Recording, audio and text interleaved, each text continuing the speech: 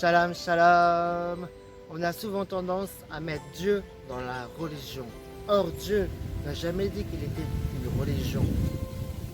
La religion, c'est l'aspect physique.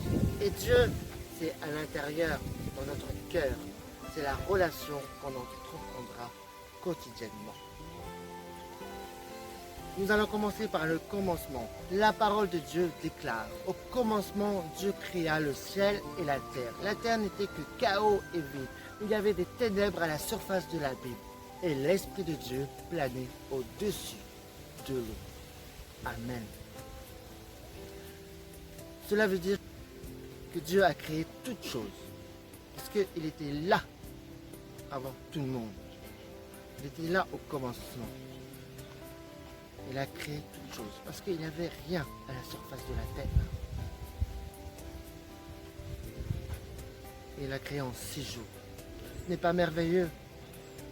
Nous allons voir un autre passage qui est similaire. Au commencement, la parole existait déjà. La parole était avec Dieu et la parole était Dieu.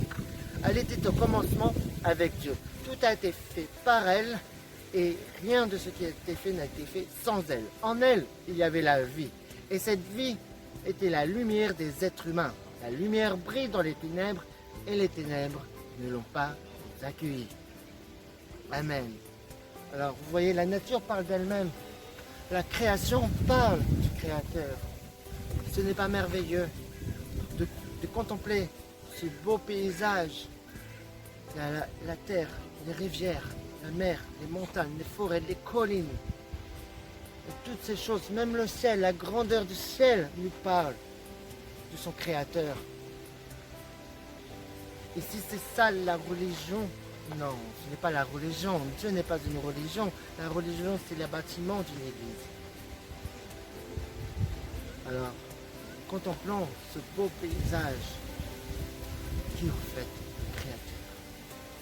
Le ciel raconte la gloire de Dieu et l'étendue révèle l'œuvre de ses mains. Il n'y a qu'à voir toute la création de la terre. Si ça c'est la religion,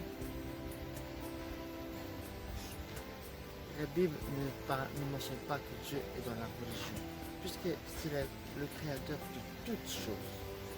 Est-ce qu'une religion peut créer toutes choses? Bien non. Alors, là il n'y avait pas encore les bâtiments. Dieu était déjà là.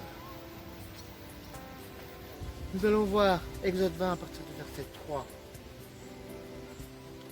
Il ne faut pas rechercher la religion dans les bâtiments d'une église.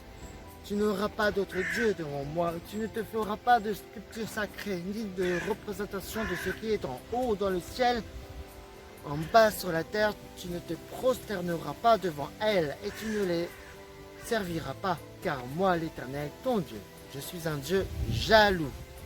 Amen. Il faut servir seul Dieu, seul l'Éternel. Parce que c'est un Dieu jaloux, oui. Mais lorsque tu pratiques la religion, c'est pas Dieu que tu sers, c'est la religion, c'est la pratique physique que tu sers. Et Dieu, il veut que tu sers lui seul. Parce que nous ne pouvons pas servir deux maîtres. Parce que Dieu est unique. Et il ne demande qu'à être adoré. Nous avons été créés pour adorer Dieu.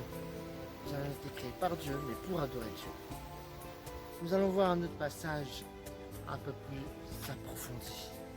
Leurs idoles, ce n'est que de l'argent et de l'or. Elles sont faites par la main des hommes. Elles ont une bouche, mais ne parlent pas. Elles ont des yeux, mais ne voient pas. Elles ont des oreilles, mais n'entendent pas. Elles ont un nez, mais ne sentent pas. Elles ont des mains, mais ne touchent pas. Des pieds, mais ne marchent pas. Leur gosier ne produit aucun son. Il leur ressemble, ce qui les fabrique. Tous ceux qui se confient en elles, Israël, confie-toi en l'Éternel. Leur secours et leur bouclier, c'est lui. Ça parle des statues qui ne parlent pas. Mais ceux qui pratiquent la religion, eh bien, se confient en elle. Et ça, c'est une erreur. Parce que l'Éternel, il veut qu'on se confie. Confie-toi en l'Éternel. Oui, parce que c'est l'Éternel qui sera ton secours et ton bouclier. C'est l'Éternel qui pourra te sauver, pas personne d'autre. Alors, Dieu n'habite pas dans les bâtiments d'une église, mais il peut habiter dans ton cœur. Alors, oublie la religion, mais va vers Dieu par Jésus-Christ. Parce qu'il pourra te sauver.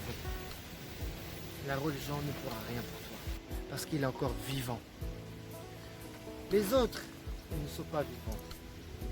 Alors, ne recherche pas ce qui est fait par la main des hommes, mais recherche dans ton cœur ce qui est encore vivant. Même Jésus disait qu'il y avait des pharisiens qui pratiquaient ils étaient d'une manière religieuse, ils avaient une pratique religieuse. Ils connaissaient la parole de Dieu, mais ils n'avaient pas la révélation de Dieu par Jésus-Christ. Ils n'avaient pas cette révélation. Et si tu n'as pas la révélation, tu ne pourras pas te donner à Dieu. Mais au-delà de ça, tu te donneras à la religion. Parce que tu crois en Dieu, mais croire ne suffit pas. Il faut accepter Jésus-Christ dans ton cœur. Alors, Actes des Apôtres 7, verset 48 nous dit: cependant, le Très-Haut n'habite pas dans des temples faits par la main de l'homme.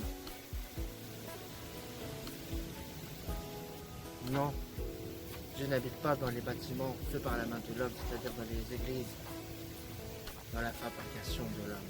Mais il peut habiter dans ton cœur, parce que l'Éternel regarde au cœur. Parce que l'homme regarde, parce qu'il frappe aux yeux, mais l'Éternel regarde au cœur. Il faut adorer seul Dieu. Luc 4, verset 8 nous dit: c'est le Seigneur ton Dieu que tu adoreras, et c'est lui seul que tu serviras. Amen. Adore-le et serve-le de tout ton cœur, de toute ta force, de toute ton âme et de toute ta pensée. Autrement dit, il y a un seul Seigneur, un seul Dieu.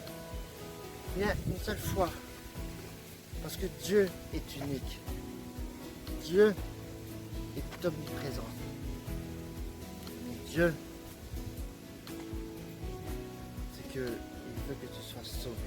Tu parviennes à cette connaissance, la connaissance de la vérité. Parce que lorsqu'il y a la religion, il y a la division. Dans ce monde, il y a plein de religions. Mais Dieu n'est pas une religion. Nous avons vu que dans le commencement, Dieu a créé toutes choses, la terre, toutes choses. Et est-ce que la religion pourra créer quelque chose? Non, je ne pense pas.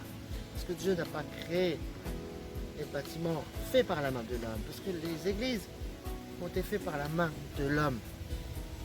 Mais Dieu, il veut que tu l'acceptes dans ton cœur. Pas comme dans une religion, mais comme une relation personnelle que tu vas entreprendre quotidiennement, chaque jour. La parole déclare qu'il y a un seul Seigneur, une seule foi, un seul baptême, un seul Dieu et Père de tous. Il est au-dessus de tous, agit à travers tous et habite en nous tous. Amen. Alors, il n'y a pas de 1000 questions à se poser, il n'y en a qu'un seul. Il y a un seul chemin aussi. Parce que la Bible dit que sans la foi, il est impossible d'être agréable à Dieu. Car il faut que celui qui s'approche de lui croit que Dieu existe et qu'il récompense ceux qui le cherchent. Il y a une seule foi, oui. Et c'est quoi la foi? C'est de croire en des choses qu'on ne voit pas forcément. Et la foi, c'est de croire que Dieu existe. C'est ça la foi. C'est ça la foi dont on parle. Il y a une seule foi. Il y a un seul Dieu. Un seul sauveur. C'est Jésus-Christ le sauveur. La foi, c'est la ferme assurance des choses qu'on espère. La démonstration de celles qu'on ne voit pas. Alors Dieu, il est un. Il n'est pas 3 fois 1. Il n'est pas 3 fois 5. Il est 1. Parce que Dieu, il veut qu'on se repente sincèrement de nos péchés. Et qu'on arrête toutes les pratiques de la religiosité, mais qu'on se donne vraiment à lui de tout notre cœur. Parce qu'il connaît le cœur de chaque personne. Il connaît ton cœur. C'est aussi pourquoi Dieu l'a élevé à la plus haute place et il lui a donné un nom qui est au-dessus de tout nom, afin qu'au nom de Jésus, chacun plie le genou dans le ciel, sur la terre et sous la terre, et que toute langue reconnaisse que Jésus-Christ est Seigneur, à la gloire de Dieu le Père. Amen. Donc il veut qu'on reconnaisse qu'il y a un seul Seigneur, que Jésus-Christ est Seigneur, à la gloire de Dieu. Eh oui, que chacun plie le genou, c'est-à-dire dans le ciel, sur la terre, c'est-à-dire que tout le monde, que ce soit les anges, les démons, et nous sur la terre, on plie le genou. Les personnes qui croient ou qui ne croient pas que Jésus est Seigneur, parce que Jésus il veut qu'on reconnaisse que lui seul est Seigneur. Il n'y a que lui qui pourra nous sauver. Alléluia.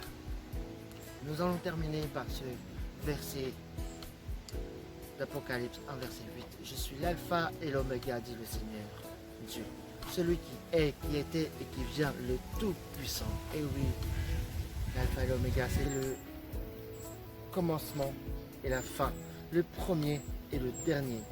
Il a été là avant tout le monde, mais il sera là en fait éternellement. Prenez un temps à part pour Dieu. Oublions la religiosité.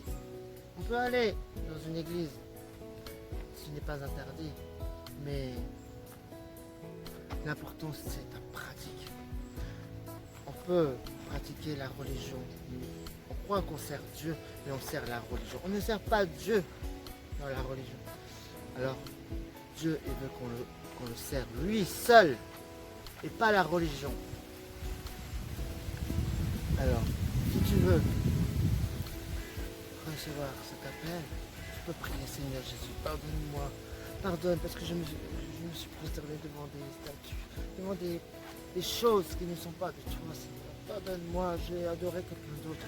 Oh Seigneur, je reconnais mon état de péché devant toi. Seigneur, je veux te reconnaître comme Seigneur et Sauveur de ma vie. Oh, change mon cœur. Je veux te servir jusqu'à la fin de mes jours. Oh Seigneur Jésus, merci Seigneur, remplis-moi de ton amour dans mon cœur, Seigneur Jésus. Au nom de Seigneur Jésus. Amen. Soyez abondamment bénis et je vous dis à très bientôt.